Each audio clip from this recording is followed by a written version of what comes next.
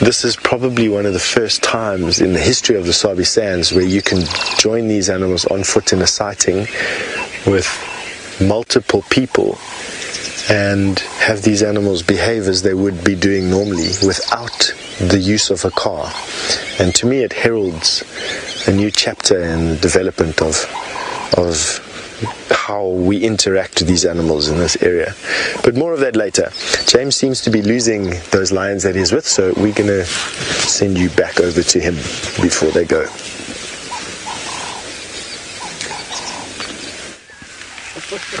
They're running away. We don't know what to do. We can't keep up with them.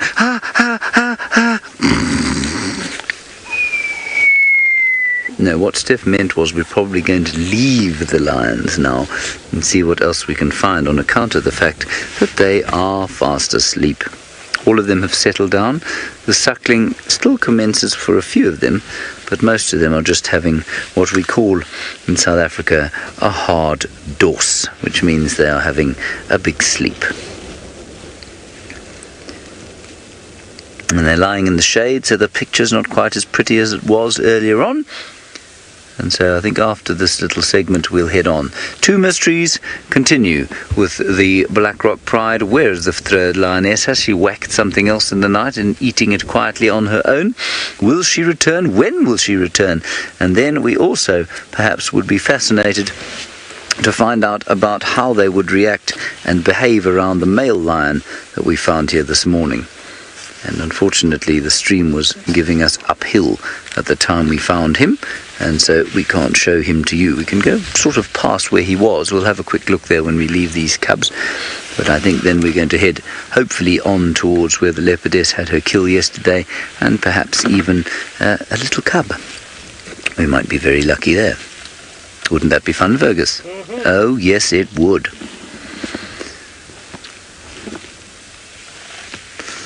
So all 9 cubs completely safe, and with 2 lionesses,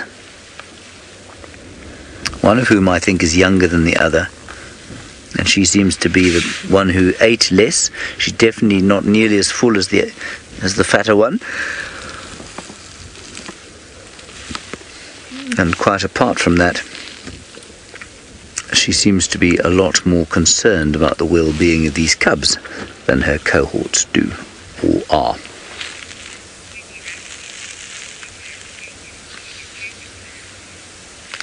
Apparently Scott has managed to get himself some cake, which is, well, very exciting. We didn't get any cake, did we, Fergus? So let's head across to Scott and find out about his cake.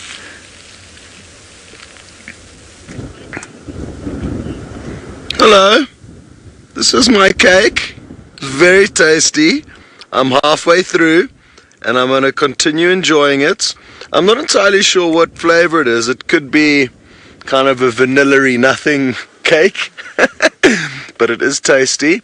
We've had our breakfast in the hope that if we feed and our stomachs are content, we will be able to find the animals stress-free. It's been an interesting morning. I'm surprised we haven't found any sign of Malika just yet. Oops, I forgot my sunglasses on. So I'm hoping she's going to pop up. If she does, we have planned to spend the whole day out because she does do quite a lot of hunting during the day. So even though we haven't found her yet, it's not the end of the world. We've got cake, we've got petrol in the car, we can keep searching. We've got you guys to support us. And we've also got Brent who's on the search for Cheetah, so why don't you go and see how he's getting along.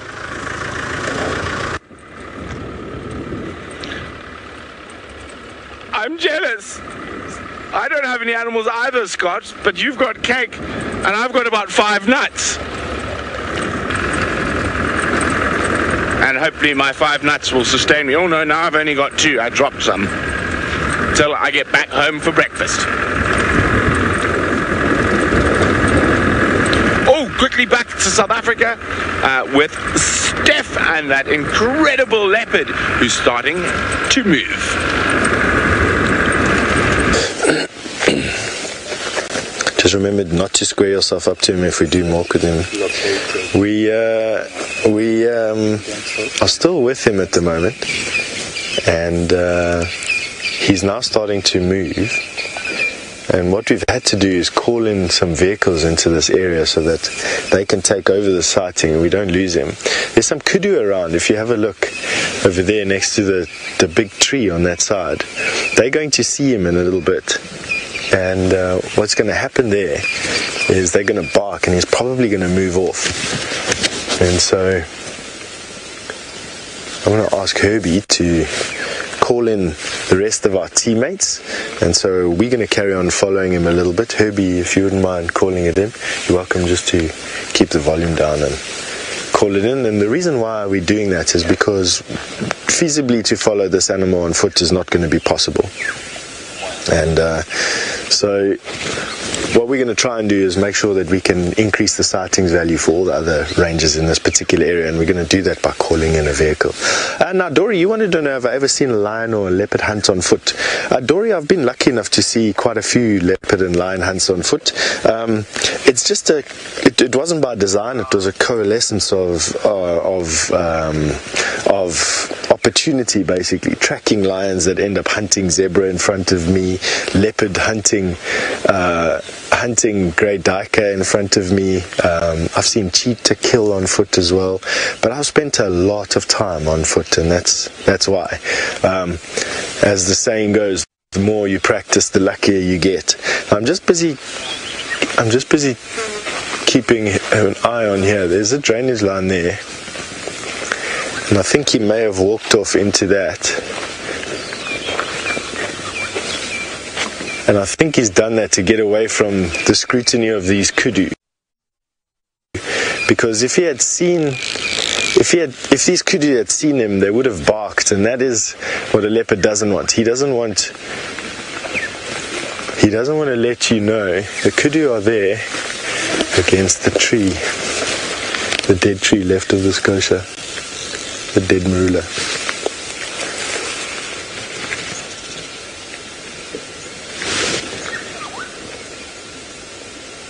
So there's the kudu that you can see there now in the picture. And he would absolutely try his best not to be viewed by them. Now, I'm not going to walk straight up to that bush where he disappeared into. I think he's walked down the river. What I'm going to do is just walk sort of obliquely past there and see if we can see him. The chances are is that he's walked into the drainage line, and we'll see him from the top here. Alright, he's just here in the bush. So what we're going to do is reverse a little bit. Now, Melissa, you want to know what would happen if I walked towards him? He would definitely create distance, Melissa. Okay, so I've got him again. So he's the Tamboti tree here. He's just to the left of the Tamboti tree. He's just lying in there with his face facing us. So Melissa, what he's done now is he's hidden himself away from those kudu and given himself an escape route. And at the same time, what he's doing is he's hiding away from us. And you can see by his ears that are flat. Now what I'm going to ask is let's move back a little bit just into this gap behind you, just to create a little bit of space with him. So you've got a tree behind you, so just into that gap. I just want to let him know that when he looks at us and his ears go flat, we create distance. That's just how we're going to play the status quo here. He gives us an indication that his anxiety levels are increasing. We create distance. And the reason why we're still sticking around and not moving off is quite simply we're just waiting for some of our colleagues, our ranger colleagues, to come with the vehicles so that they can have a sighting of him as well. And Herbie has kindly called in the sighting, so it's now what we call an active sighting. Vehicles from all over the place are going to be responding, and when the first vehicle gets here, we will hand over the sighting to the vehicle, and then we will create distance and carry on with our bushwalk. But in the meantime, it allows us a very unique opportunity for us to view leopard on foot undisturbed. We don't need to go anywhere just yet at all. His ears have picked up, as you can see now from the picture that VM has got for you. His ears are now up. He's not keeping his head flat or ducking his head down, and so he is appreciative of the fact that we created some distance. I still have my body screening the majority of VMs, and my back is towards him. So as you can see, I'm very relaxed, not submissive in any way, but I'm not facing him or being threatening in any way. And he's relaxed up quite nicely there. So he's in a nice thicket. The kudu can't see him. He's got a beautiful drainage line behind him, which is his escape route. And so he couldn't feel better. I think there's no better place for him. And what a good place to hide up. The reason I'm saying that is that he's got this drainage line where he's at is a node, an intersection for a couple of different environments, and if there was a chance for him to get some food, this would be a place. Right, we're going to just manage this entry of the other vehicles into the sighting now. We're going to create a little bit more distance from him just to keep him as relaxed as possible, and we're going to send you over to James with that big male line.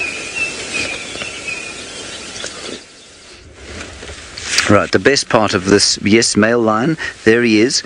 Don't know if he's the father, definitely one of the probably Blackrock males, but behind us the lioness is now looking for the cubs and the others, and so what we're going to do is follow her as she joins up, I hope, with the others. Let's see what happens. The first thing I'm going to try and do, however, is not roll into this ditch. There we go.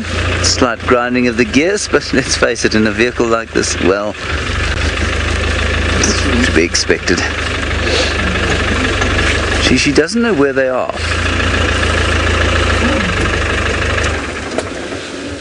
Would you like to know where they are? If you follow us, we could take you there.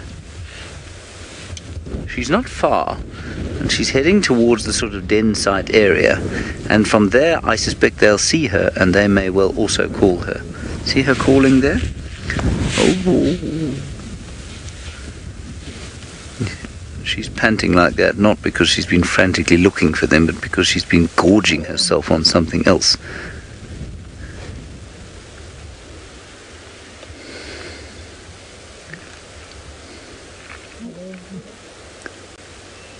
It's dreadful. I hate listening to them call like this when we know where the others are.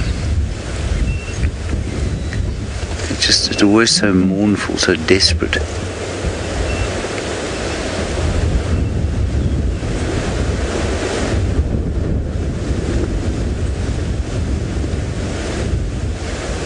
She's not far.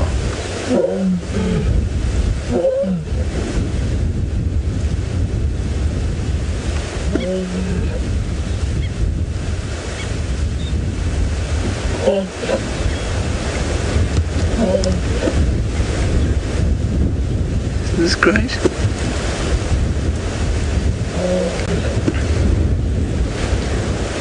Can't see the male because he's unsighted behind the bushes, but he's okay. He's utterly unenthused by her calling.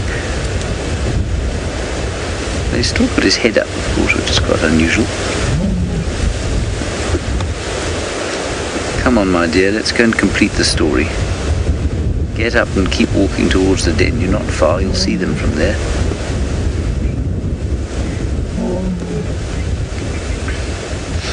Paula, you say she looks like she's had a good meal. I think she looks like she's had 3 good meals. And then a fairly substantial pudding and perhaps a couple of after-dinner mints as well. With a small milkshake to close it off.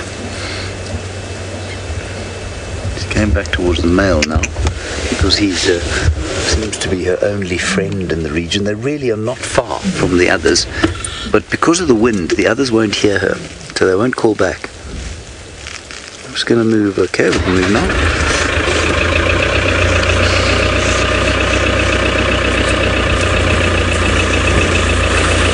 The bushes. Can't see her. Can you see her there, folk? She's going to go towards the male or head towards the den. You can see the male there. You can see him there. He's just through there. Let's just wait here and see if she doesn't. I've parked you right behind a bush there, haven't I? You got him. No, I can see him. Yeah. Back a bit.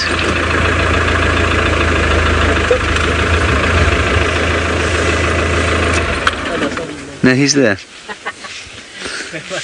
She's still calling. I think if I go forward you'll see him. You should have him now, through this gap between these two forks. Really? I've got an eye. Okay, well that's good enough. I'm just trying to find the lioness. Sierra, you're wondering if the other lionesses will call back to say where they are. Yes, well, as I was saying, they will if they can hear her, but because it's so blustery and windy, I don't think they can hear her. And so she's going to have to get quite a lot closer to them. Can you see her?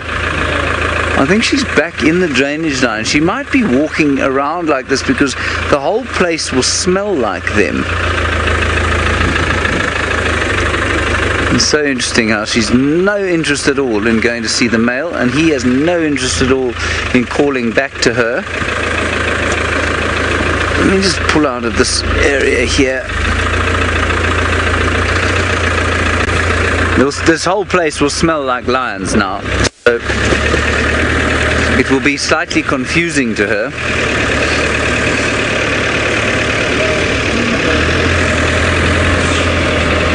Yeah. I'm just wondering if she hasn't turned around and gone back.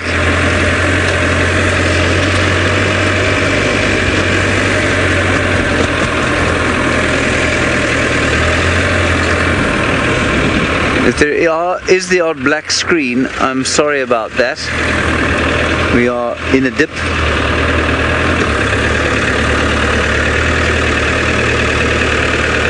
There she is, going up towards the male.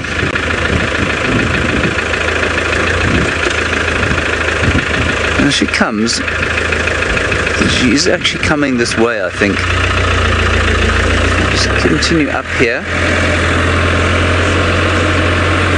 So the wind is basically blowing from behind us, so any sound that she makes is going to blow away from the other lions, and even if the other lions are to call, the wind is still not in a good position for them.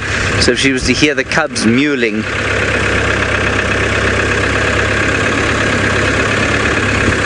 she was just coming up through these thickets of croton bushes here.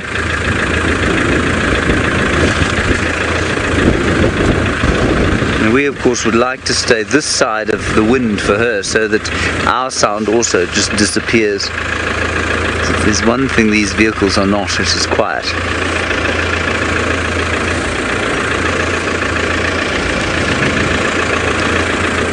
There's the male. I don't know where Mrs. has gone.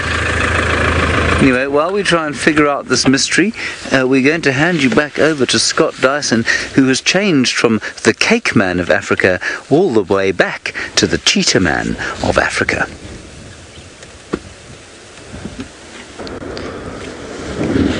We've just got so lucky and literally bumped randomly into the Musketeer coalition on the move. What a wonderful sight it is. This is 3 of the 5. There's another 2 in front of them. And wonderful, wonderful luck has graced us with this sighting. Good, let's keep moving. There's going to be a lot of vehicles. We're literally the first onto the scene. There's a lot of vehicles that are going to join us here, which is great.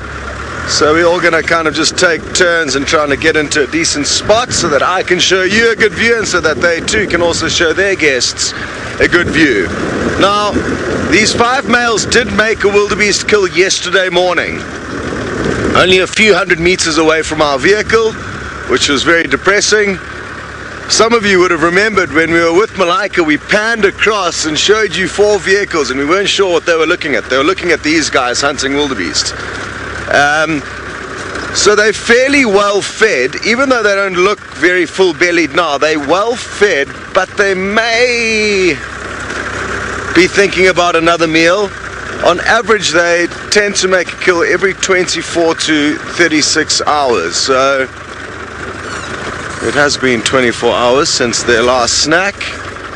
And who knows what their plans are for the morning. Maybe they're just going to be focusing on marking their territory. Or they may try and do a little bit of hunting later. We're going to wait for them to pop out of these bushes, and while we do, we're going to send you across to Brent with elephants. Well, we're right on the banks of the Mara River, and we're not the only creatures having a meander down the banks.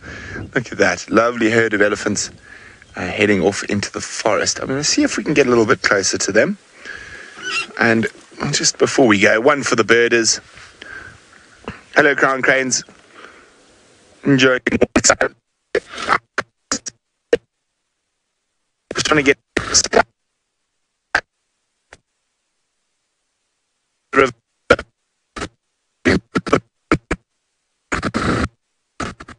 they could, however, just spread out into the forest and have a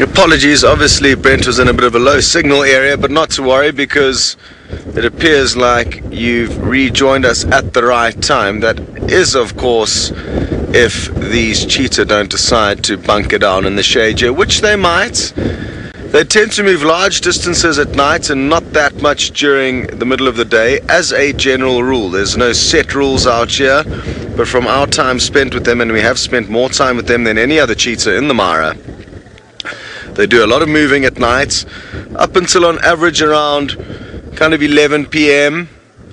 and they'll snooze till about 4 or 5 and then get active again. So had they been up at 4 or 5, which they almost are like clockwork daily, they've already been moving for about 3 or 4 hours. So who knows how far they've already moved to get here. But it may be the end of their morning activities, which means we'll probably rethink our strategy. Like I said a bit earlier, we were planning on spending the day out with Malaika. She does quite a lot of hunting during the day. But seeing as though we can't find her and we found them, we might head back to camp, come back this evening to find these guys when it's more likely that they'll be active, and then possibly even spend the night out following them, so that we're with them at first light when they like to do some hunting. Time will tell. Sure, they blend in so well, and just as well we got you when we did, just as well we had that cake when we had it, because timing was everything for finding these guys. We got very, very lucky.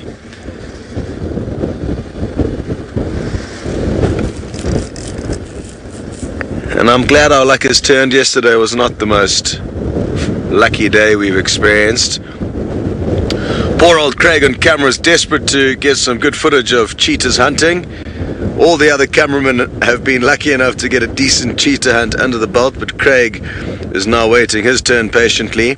And having been so close yesterday to such awesome action with these guys that we missed. Then when we went home for breakfast, we missed Malaika hunting on 3 different occasions. So this is the beginning of our luck turning, thankfully. But yes, like Rebecca says, at least we are eating well. Well, so are the cheetah, to be honest, Bex. It's just we're not capturing them, capturing their food. So everyone's eating well here. I've just had a packet of potato crisps. It said they were perfectly salted on the packet. I would beg to differ. There could have been a little bit more salt. Hello, Shirley. What's freaked them out a little bit here? What's this one cheetah scene that's creeping up to them from the left? Just, it's behind the bush now, but it's coming towards them. Now, is this an intercoalition?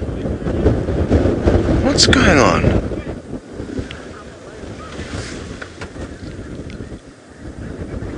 What has the cheetah seen back there? Let me use my binoculars. Sadly, Craig's not going to be able to pan back there. Ah, clever cheetah. So you can guess quickly what the cheetah are looking at while I turn the vehicle around to show you. Hopefully we're not going to reverse into somebody. We've got our back flap down. So at our 3 o'clock there's a lump of something in the middle of the plains there. Aha! A lion. So that is what they're a little bit nervous of. And thank you, Cheetah, for helping us find another big cat. How cool is this? That's a male lion just relaxing out in the middle of this open plain. I'm guessing at some point today he's going to probably move and look for some shade. He might end up heading towards the same shade where these cheetah are sleeping. Now, even though they were very, very cautious and kind of creeping around, as you saw briefly while they were looking in his direction, they've got absolutely nothing to worry about. From this distance, the fact that they know he's there, he has got absolutely zero chance of causing any harm to them. So that's important that all of you know. We have seen this coalition be chased by Lioness on 2 occasions, and even the Lioness didn't even come close. The cheetah kind of just like run off looking over their shoulder, completely kind of not concerned by the fact that there's a lion chasing them, because they know that they're so quick. Hello Hasman, you would like to know how old are the cheetah brothers? Hard to be certain. They're probably of varying ages and from varying litters, not from the same mother. Now I'm told the researchers did say that they were expecting some DNA results to come out which will help us establish which of these cheetah are brothers. It won't help us work out how old they are, and to be honest, I don't think anyone knows how old they are. They could be anywhere between, I would guess, 3 and 5 years old as a guess. But they came into this area as a coalition of 5, and nobody really knows where any of them came from, be it as individuals or their history or as a group. But ordinarily males will start kind of becoming sexually mature and joining these coalitions from about 2 years of age. And I'd guess these are all a little bit older than that. They're not fresh out of high school, you could say. They're a little bit more experienced, I would guess. But there is a lot of unknown regarding these boys. It's interesting to see how cautious they are. I'm actually surprised at how cautious they are, considering how far away he is. Well, the adventure is going to continue for you guys as these cheetahs kind of come to a bit of a halt, and we're going to be sending you back to Steph on foot looking for new adventures. Welcome back. Well, we don't quite have another leopard on foot, but we do have one of my favorite flowers, the weeping boerbean flower, on this weeping boerbean tree. Called a weeping boerbean because of the fact that the tree exudes so much sap from times that it has sap runs down its bark and looks like it's crying and weeping. And boer is a farmer or a settler, and bean is because the tree gets some seeds. You can see the seed pods, the empty seed pods at the top of the tree there. Inside it is a bean that gets roasted and ground up as a coffee substitute. And so this is the, I suppose, literally spoken, the crying coffee tree, the crying settler's coffee tree. The genus is Scotia, a brachypetala, and the reason why it's called brachypetala is that its leaves are shaped like the bronchi and 2 lungs of a human being. So if you hold it up in profile, it looks like the bronchi and 2 lungs, and if I can find one low enough to jump up and grab, I'll do it, but none on this tree. Let's see if I can do it with an old one for you. No, it's all going to be leaves that are not joined by the trachea, and then subsequently I'll find you a small one and we can do it with that one. Let's walk up here. Let me see, there's some birds and activity here, but normally what happens in a drainage line like this is you have something flowering which attracts a lot of nectar feeding birds, or you have a collection of different types of plants. So in this particular area, this just gives me the feeling that we're going to be finding a mistletoe here. Mistletoes are flowering this time of the year and visited heavily by sunbirds. But then again, the fact that we've got this weeping boerbean here is also a brilliant draw card for the sunbirds, who feed quite a lot on the nectar heavy plants.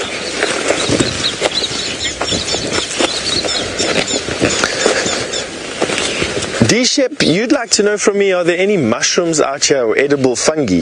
Yes, there are. I have in my book collection 2 books about edible fungi, about fungus in this area, and there are about 10 or 20% of the fungus in the book are edible, and to a massive degree highly prized out here. That being said, there's a rule of thumb amongst field guides that if you don't have a plastic covering on top of the fungus that you're eating, leave it alone. And that's because it's very difficult sometimes to distinguish between the poisonous fungus and the non-poisonous fungus. And fungus toxins to humans are deadly. You get it wrong, you can make yourself very sick. And there are lots of people in South Africa still today that every year die from fungus poisoning. Entire families are wiped out by someone buying a mushroom for dinner, serving it up thinking that it's one thing and it's not. So we try, or I at least try. I'm not good enough at identifying fungus yet to know what I can and what I can't eat. But on that note, James is still with that lioness. Why don't you go see what she's doing? We are with the lioness. She is doing nothing but breathing heavily, and she's with the male now. The male is just behind her. He is doing nothing but having what is beautifully described, of course, in South Africa as a hard dorse. She's still calling every so often, but you can hear the wind is blowing very strongly, and so the chances of her finding her mates without some actual effort are small. Now, all around in these thickets here, there are also some elephants, which is quite fun. They haven't noticed the lions yet, and we've got some just coming towards us over there. And there's a lovely pool, looks very restful sort of pool in amongst the green grass, sheltered from the wind in front of us. And I'm wondering if those elephants won't come towards this pool. Is that a collar on her? That's interesting. There's a collar on her neck. I've just noticed that. So much animal research being done in this area. Now I will tell you, and I don't know if I did tell you this before, but I was talking about collars and things the other day and wondering about how they got them on and who put them and who made them and all of that sort of thing. And somebody got hold of me and said, I know exactly how all these things are done because my friend makes them. And it really is quite interesting. I have obviously since, I have no internet connection, so I can't give you all the wonderful details that there are here. Anyway, what I can tell you is that the people who make that collar and the collar that you see on the lions here and many of the other collars that you'll see on animals around here are made by the same people. They're a South African group, a husband and wife team as far as I remember it, who've done a huge amount of research into this, and because I have no internet connection here, I'm afraid I can't load the exact details. But I will also tell you that they have managed to put a collar onto a bee. Let me say that again. They've managed to create a collar that goes on a bee. So they are pretty competent at what they're doing. It's not... There's another elephant coming through here. It's not a sort of typical collar, obviously, but they have managed to do it. So they're really have developed some tremendous technology. And the reason that this came about was because I was saying, well, why on earth can't they put something subcutaneous, or why on earth is the thing so big when, you know, we have all this battery technology this year? And the chap got hold of me and said, no, hang on, what you need to understand is that the battery technology really isn't that good, and so in order to make these batteries last for any length of time, you have to make them pretty big. And that's why they don't ping continuously. That Lioness has just let fly, and there's a horrible green cloud that's just floated over us. Anyway, they don't give off a signal continuously, because that would run a battery flat. And so to make them last as long as possible, you know, they only send out a signal every so often. It's very interesting.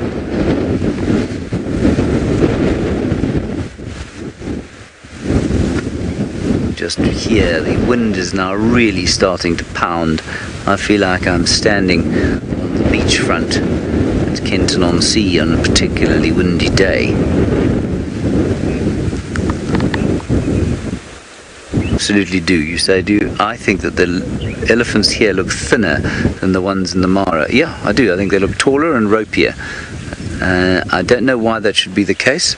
I'm 99% sure that the amount of nutrition available to them here is far greater than it is in a place like the Kruger. It might be the strange, you know, the lack of variation in the diet. It might be that they have adapted to being slightly thinner because they move a bit more. I don't know. I don't think they look less healthy, but they certainly do look thinner than the elephants of South Africa. They look halfway between the desert-adapted elephants of Namibia and the elephants of the Kruger, I think. Definitely slighter, and of course their tusks are different, always thinner. Lioness is watching the elephants, but she's just watching them for her own safety. There she is. She's now stopped watching them on account of the fact that it's too much effort to turn her head. She's also dribbling slightly, which is unattractive.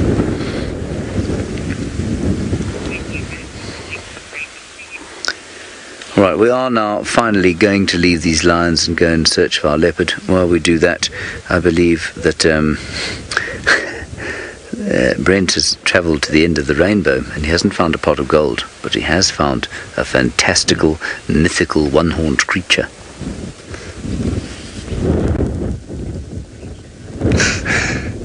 Oh, Jamesy. Rebecca told James we had a unicorn. And it is indeed not a unicorn. It is a very large eland bull with a deformed right horn. Look at that. Now, I haven't seen this big bull before. Now, deformities like that are normally caused by an injury when they're quite young. And in abnormal cases, it might just be a genetic birth defect. But normally, he might have injured the growing point of that horn when he was little. And that's what caused that horn to grow in such a strange way. Because his other horn, as you can see, is as it should be, growing straight up. It doesn't look like it's affected much. He's in great condition. And he looks happy as Larry, munching away on the bushes. Now, we haven't had much luck with the big cats this morning, but we have seen some interesting things like this eland. And there's a lovely journey of giraffe as well out in front of us. So this is the area that Angama Pride were in last night. So that's why we're here. We've come to have a look. But alas, it seems they have snuck off somewhere else. So we've got warthog, giraffe. Oh, there's a big warthog over there walking. Where is he? Oh, there you go, a big warthog boar. There's a mom with babies around a little bit earlier, but she seems to have disappeared, being a bit shy, and they can be quite nervous when they have young ones, because everything likes to eat a baby warthog. And then we've also got some giraffes getting some neck stretching down to get to the low-growing bushes that they're feeding off at the moment.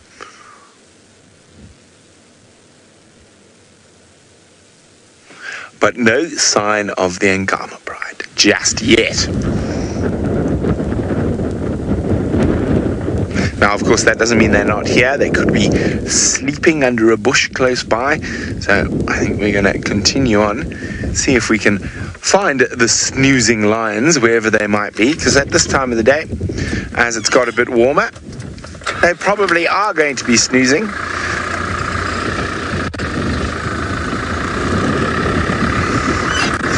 Speaking of cats snoozing, it sounds like the Musketeers are doing that with caution. They are indeed. They are taking it easy, and I presume they could well take it easy for the rest of the day. You can see their heads are up, staring quite intently in one direction. For those of you who have just joined the safari, they are looking at a lion, which is a few hundred meters away from them, right out in the middle of an open plain. So they're going to be very capable of keeping an eye on him. There's a chance he may get up and head towards these same little croton bushes to seek some shade. Hello, Stu. You'd like to know if these cheetahs smelt or saw the lion first, and they saw it.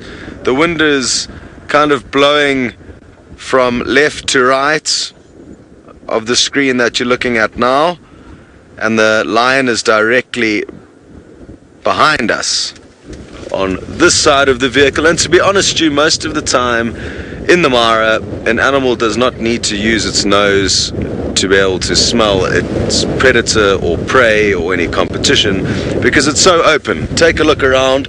I mean, you can see for days here. Oh, there's one of those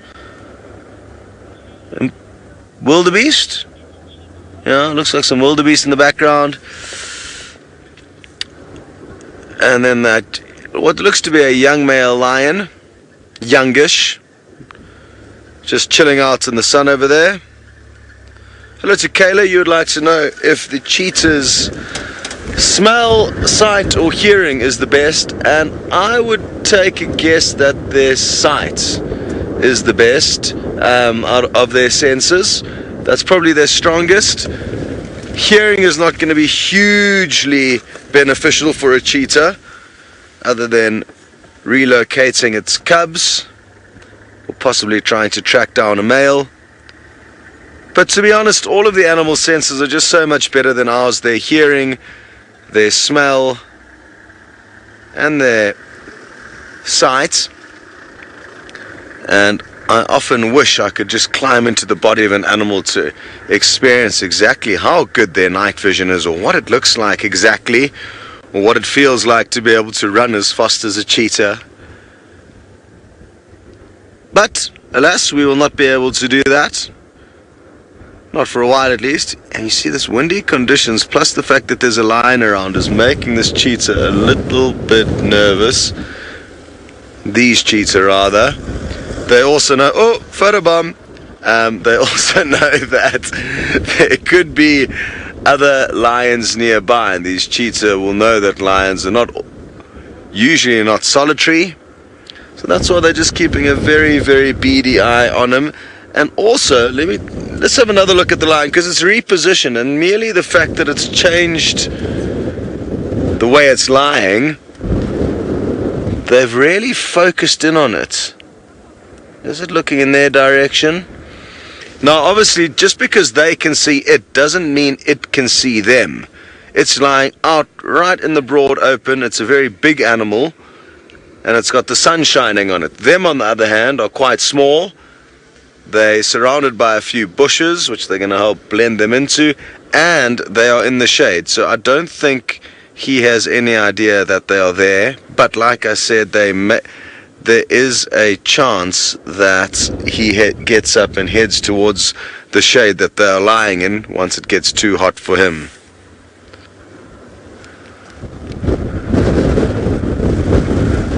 Hello, Snazzy.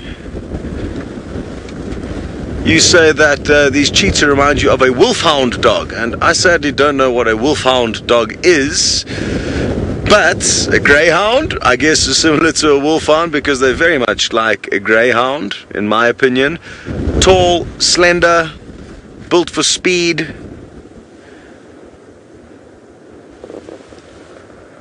And Snazzy, I'm not sure if you've been with us when these guys are hunting the large herds of wildebeest, but it's quite fascinating. They're quite dog-like in the way that, or wolf-like in the way that they go about their hunting, running in kind of like almost like sheepdogs working a herd or a flock, and they just run around in circles, slowly kind of working out how they can peel off a youngster from the bigger mass of the herd. And they've been incredibly successful, and I'm hoping that in the next 24 hours they decide to do a bit more hunting. The plan is, I've just been chatting with Craig, is that we're going to go back to camp fairly soon, get some rest, and then come out and spend a 12-hour, probably longer than a 12-hour shift. We'll spend the whole night out tonight because these guys move a lot at night. What we'll do is we'll stay with them this evening. There's a chance they may do some hunting this evening. It does fall into their general bracket of when they hunt relative to when they had their last meal. Their last meal was yesterday morning, and usually they feed every 24 hours to 36 hours as a general rough rule that I've learned with these guys. So if they don't hunt tonight, then we can spend the whole night with them as they continue to walk after dark, which they almost always do. Once they go to sleep, we'll go to sleep next to them, taking turns to sleep up on the roof, very comfortable, and wake up in the morning hopefully to be dazzled by these guys doing their thing.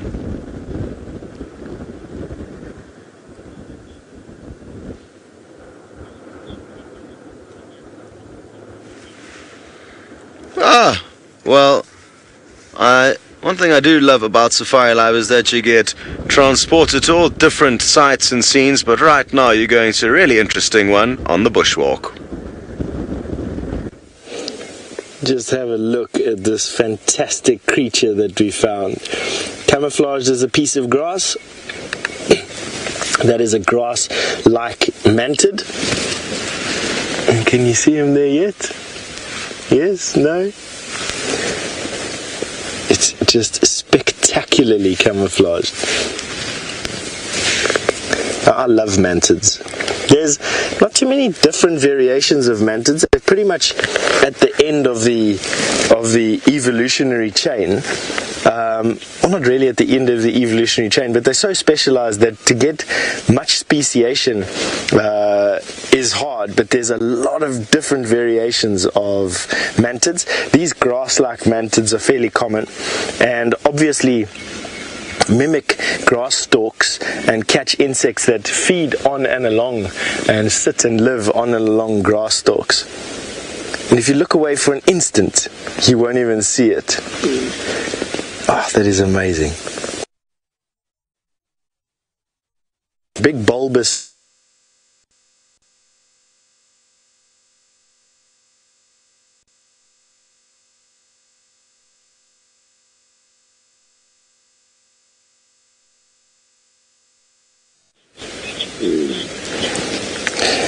So James, you'd like to know what insect takes the longest time to reach its final adult stage. James, probably one of the borer beetles in this particular area. The borer beetles get so little nutrition, their larvae get so little nutrition from the wood that they eat, that it takes an age to develop enough metabolic energy to metamorphosize. And some larvae of the borer beetles can be 30 years inside a tree, building up the metabolic energy needed to make the transformation. So I would say to adult phase, one of the borer beetles would be my guess. As to longevity, probably one of the termites or ant queens, out of the insect world at least anyway, will live the longest. Termite or ant queens in their adult form. Can you still see him, Bill? He's not jumped away. There he is underneath here. The end of my finger. I'll put it there. This is an amazing little guy. He's still here now.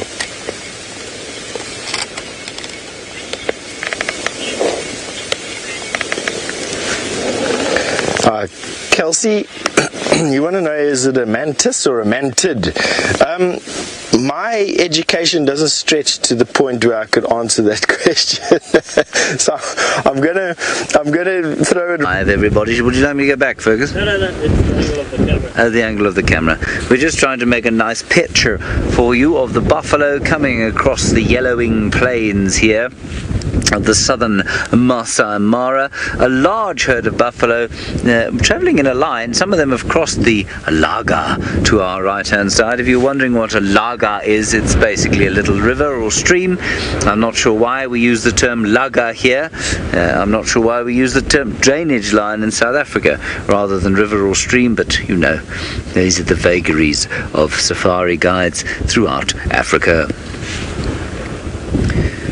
Now the buffalo, I used to think were not going to take too much of a hit on account of the fact that there's so much else here to eat. But you know, those 3 lionesses we've been looking at, they have killed a buffalo very close to their den site, a big, it would look like a big adult, and a calf. And so obviously the buffalo do get taken from time to time here, especially when the wildebeest have, well, headed south.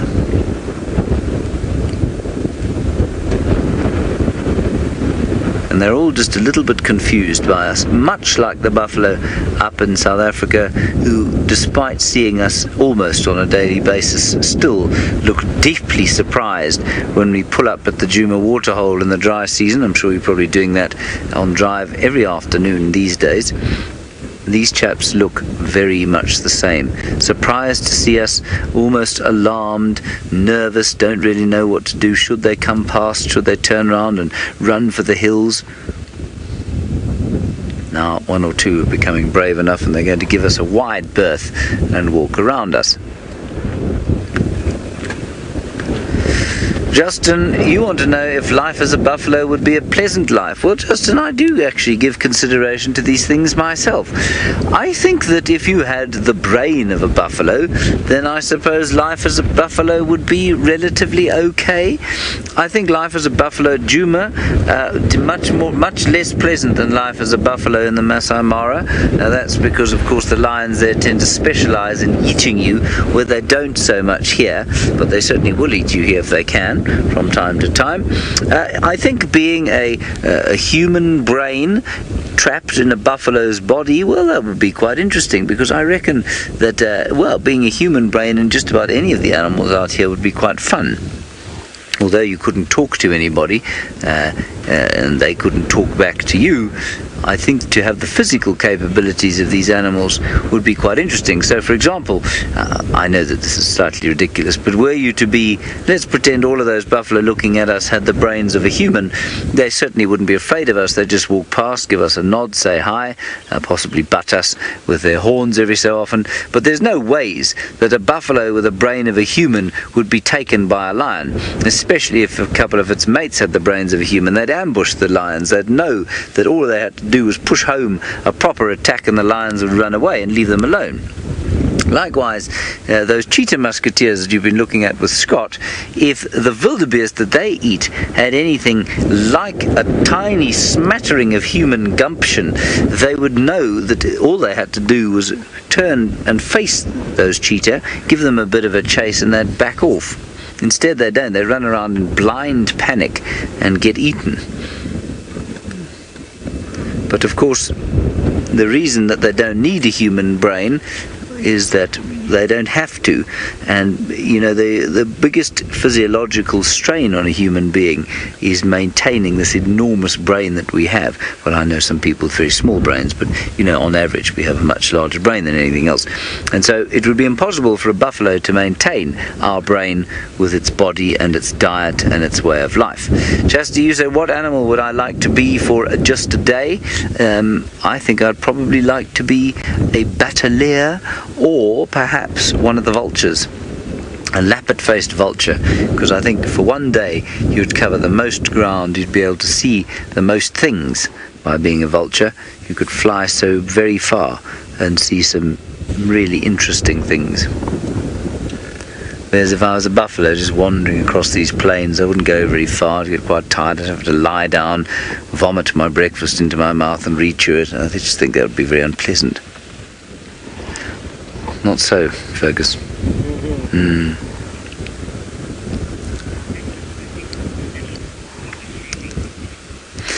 And Rebecca says that buffalo thinks and that sounds delicious, and started to drool at the thought of re-chewing its breakfast, which it will be doing very shortly. So funny how we have now, I mean, I feel a little bit bad about it, but we've totally arrested the movement of this herd. The rest of the herd's crossed the river and they're on the other side, just kind of walking gently across the plains. This bunch have decided we are far too terrifying. Now one or two braver ones are coming towards us.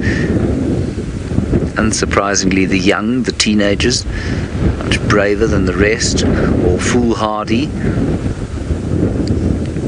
And it just goes to show how cautious the animals have to be out here.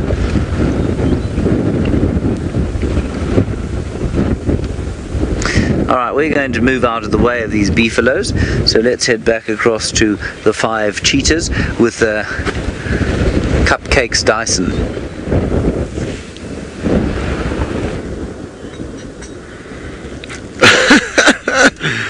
It sounds like James is on fine form this morning, and I'm sure a lot of you are getting pleasantly amused by his hilarious antics.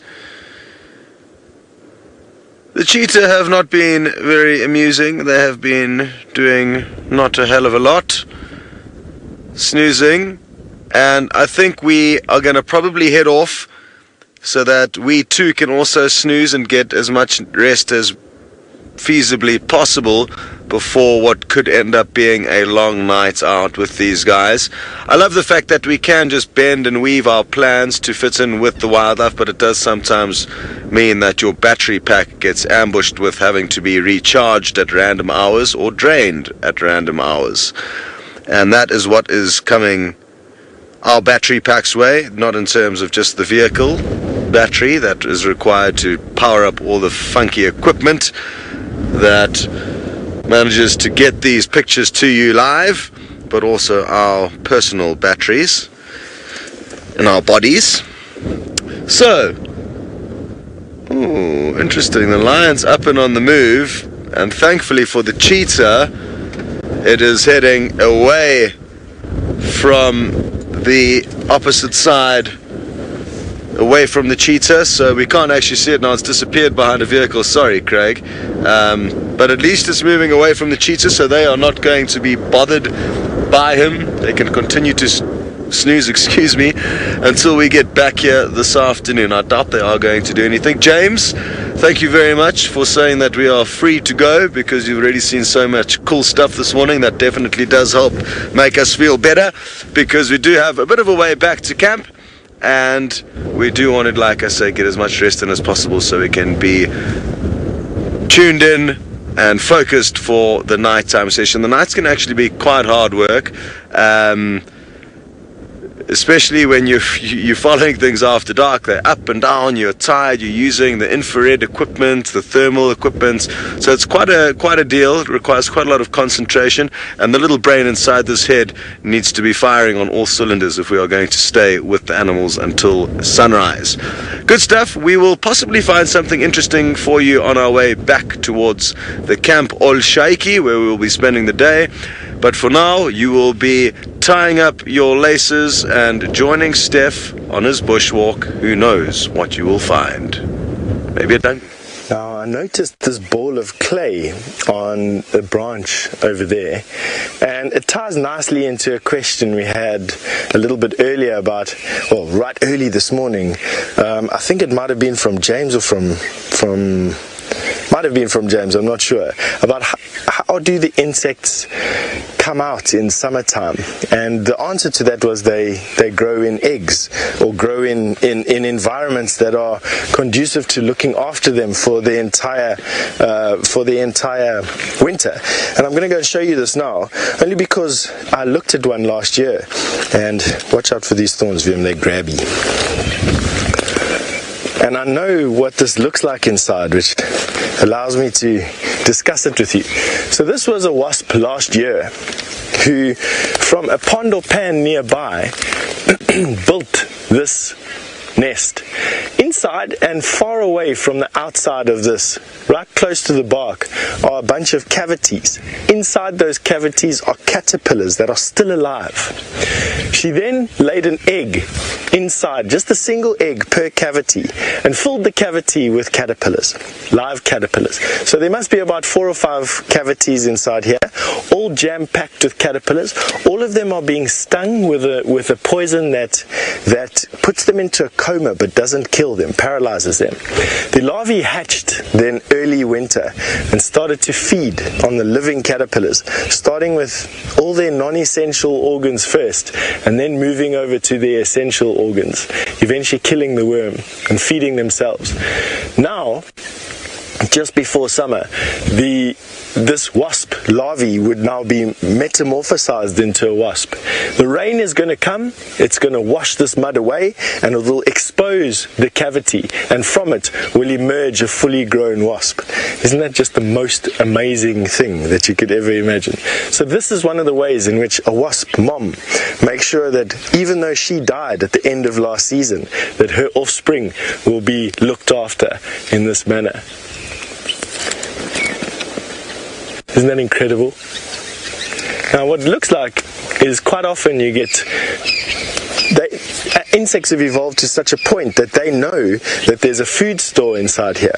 And other insects, predominantly other wasps, will wait for this mom to finish the construction of this particular nest, then drill into these nests and probe with their ovipositor and lay their own egg on the larvae of the wasp, first killing the original wasp's baby and then using its food source to grow its baby up, but with a minimal amount of effort, because they've known.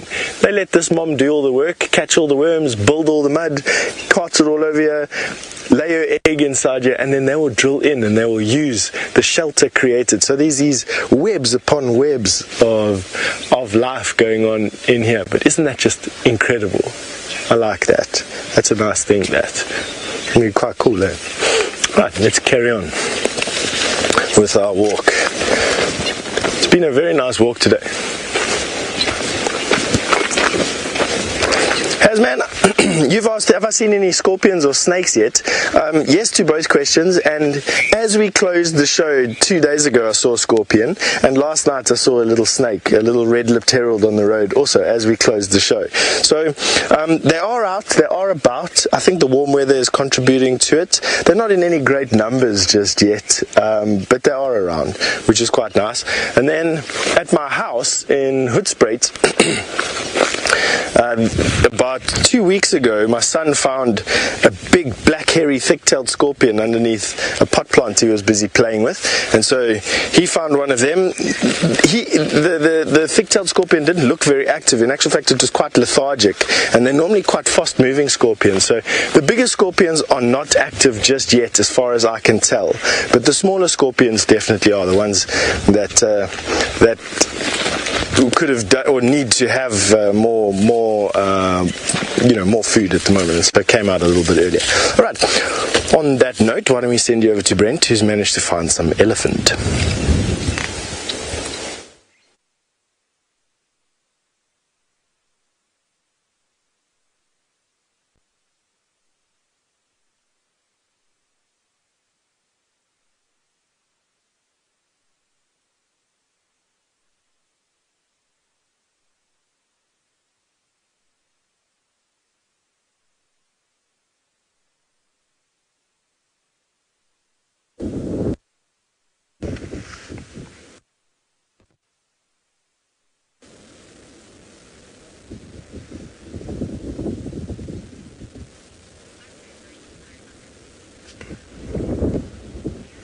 Sorry about that, folks. It seems we lost our audio for a second, but we are with a lovely, very relaxed herd of elephants enjoying the lush green grass of the Mara. They're probably very happy that those hordes of gnawing, noisy, smelly wildebeest have moved on. Now, that little one there hasn't got a tail.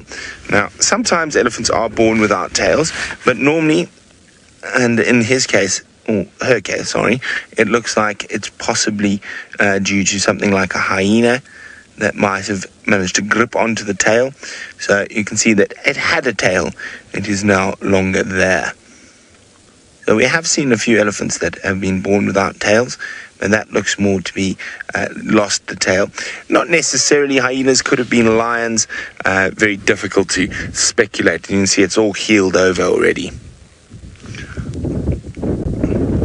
Now, it's amazing. We've traveled quite a big distance today through different parts of the Mara Triangle. And what amazes me is the difference in the grass. So in areas where it's had a little bit more rain, it's right next to areas that haven't. You've got this lovely lush green grass like the elephants are feeding on at the moment. But in other areas, the grass is really, really yellow and dry.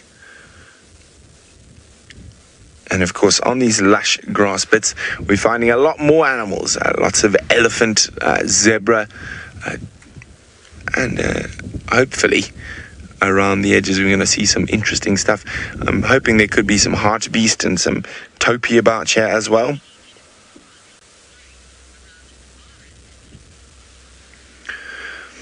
Melissa is wondering, are there any edible plants and fruits in the Mara that people eat?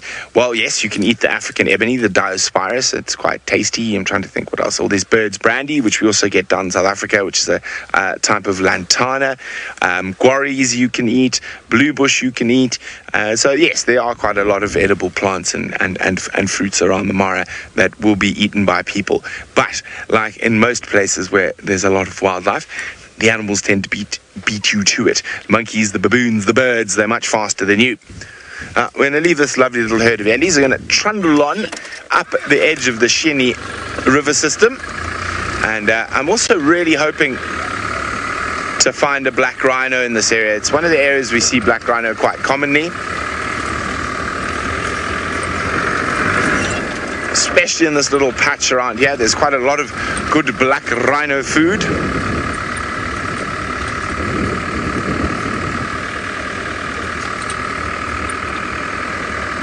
I also think the Angama lions might be in this forest, and not in their normal hangouts.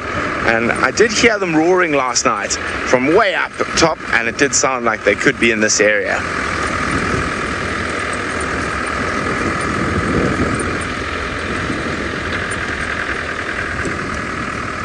Now, I asked a question a bit earlier, but I think we've been having a bit of problems. I said the eland is a spiral-horned antelope, and what other spiral-horned antelope do we get in the Mara? So I think I'm just going to have to tell you. So an eland is a Toro tragus. Oh, Rebecca says we didn't get any answers. Naughty, naughty. So, of course, at Djuma, our spiral-horned antelope are kudu and inyala, as well as bushbuck. Bushbuck is the third spiral-horned, or the second spiral-horned antelope that occurs in the Mara. So we've got eland and bushbuck. Unfortunately, no kudu or inyala. Now, I'm going to let you know they are. Let me just remember, Southern Africa, you've got eland, bushbuck, inyala, kudu, and Sitatunga are your 5 spiral-horned antelope in Southern Africa. Now, in East Africa, you have bushbuck, eland, lesser kudu, greater kudu, bongo, and Sitatunga. So, one more than in Southern Africa. Ooh, here comes the wind.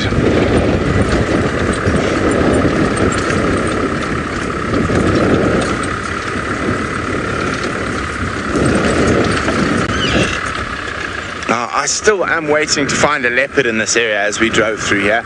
So it's right on the edge of the Shini forest, and I'm convinced there's plenty in there. They just obviously have it so good in the forest they never have to come out. Now, up ahead I can see there's quite a few animals on on a salt lick, so I'm going to head towards that salt lick and see what animals are chewing the mud. While we do that, let's go to Steph, who's trudging home in the dry Lowveld. You know, tracking an elephant is actually one of the most difficult things to do out here in the bush, believe it or not, because they leave so little sign of their passage. An elephant's foot is very similar to our feet, the heel of our foot at least anyway. Except that rather than just the heel bones surrounded by a bunch of fatty tissue, they've got their 5 toes surrounded by fatty tissue.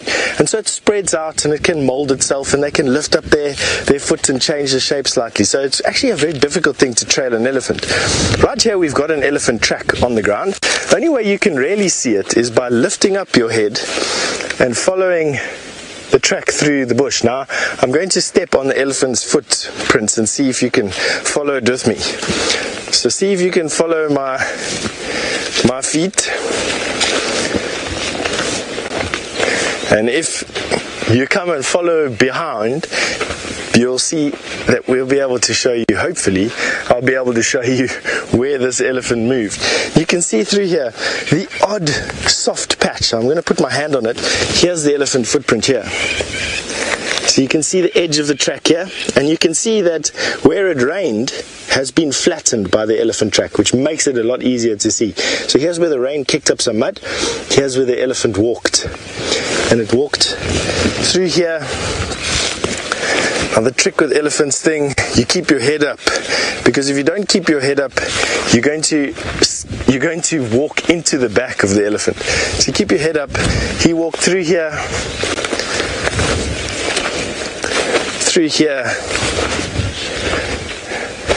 and onto this pathway going down towards Djuma Dam. So what I'd say is keep a lookout for elephant on the Djuma Dam cam. I feel that there's probably going to be some elephant coming down to drink there soonish, out onto this path. Keep your head up and have another look around, just to make sure you're not going to step into the back of something.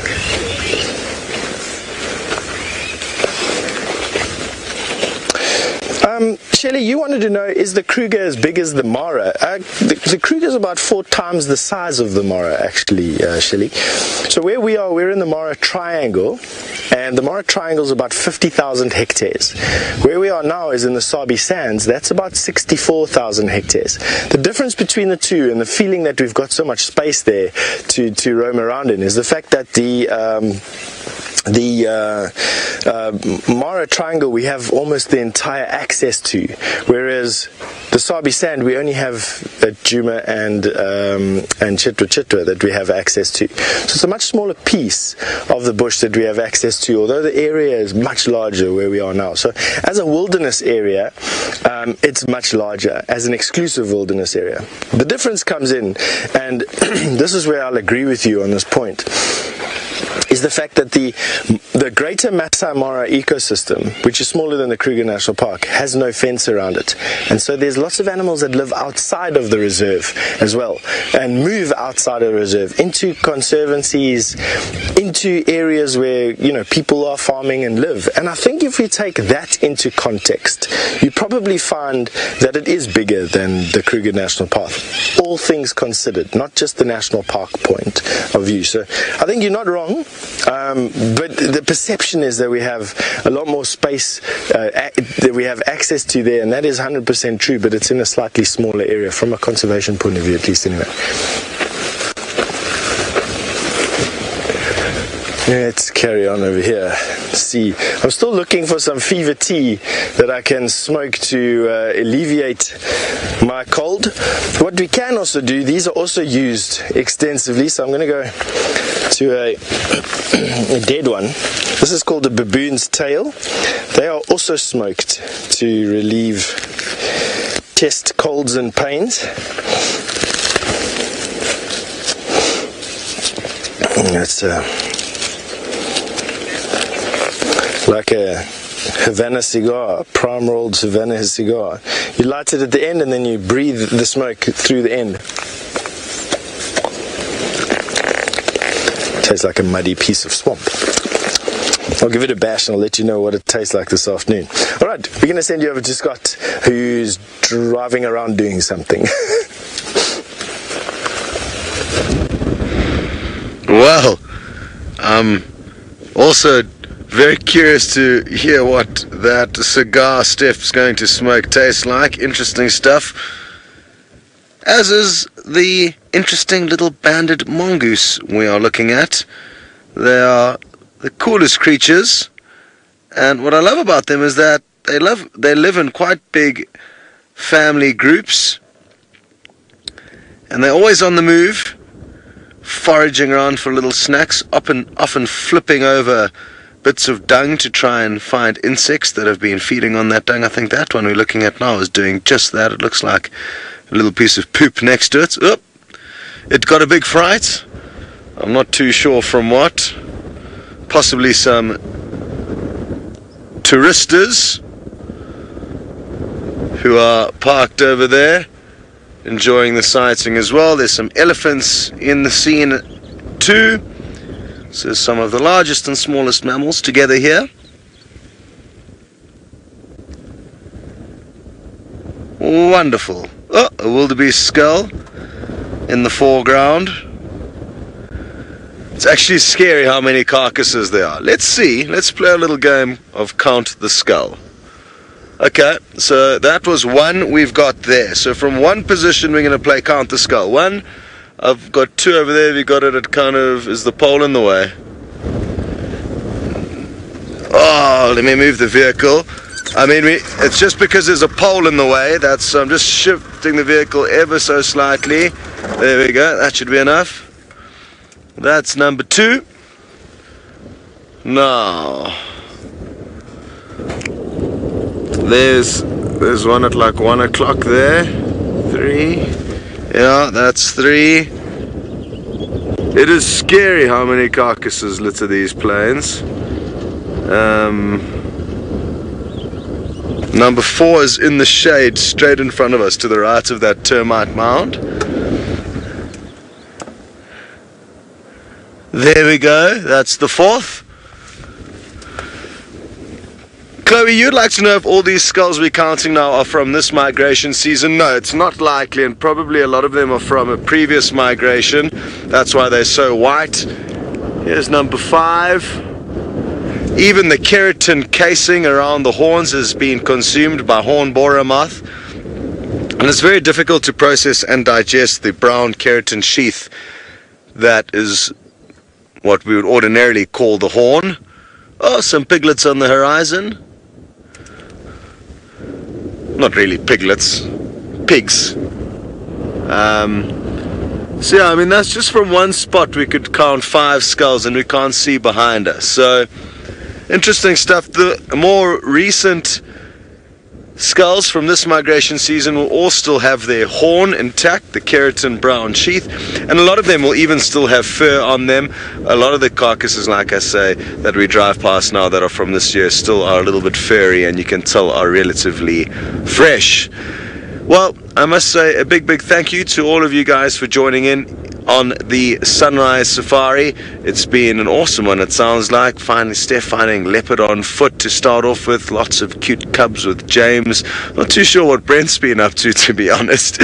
And of course, we got lucky with the Musketeer Coalition, which is great and wonderful prospects for this evening. And or if not this evening, tomorrow morning, we intend on spending a lot of time with them, not leaving them from this afternoon until tomorrow morning. And that is something to look forward to, amongst, of course, all the unknown and unexpected treats that you may find while you join us on safari. See you next time.